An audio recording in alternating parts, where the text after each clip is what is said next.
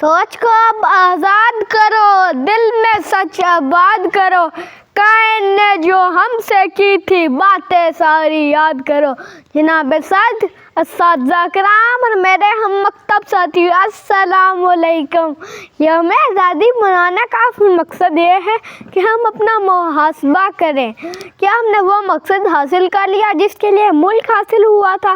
اگر نہیں تو پھر ہم ناکامی کی وجوہات تلاش کریں، پھر ناکامی کی وجوہات دور کریں۔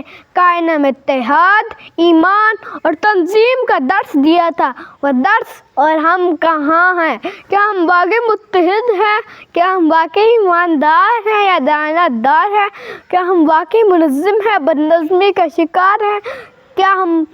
اگر ہم قائد اعظم کے دکھائے ہوئے راستے پر چل رہے ہیں تو ہم کامیاب ہیں، اگر نہیں تو پھر ہمیں اپنے آپ سے سچ بولنا ہوگا اور اپنے آپ کو بدلنا ہوگا۔ اگر حالات بدلنے ہیں تو اپنا آپ بدل کر دیکھو، قائن نے جو دکھلایا تھا اس راستے پر چل کر دیکھو۔ شکریہ۔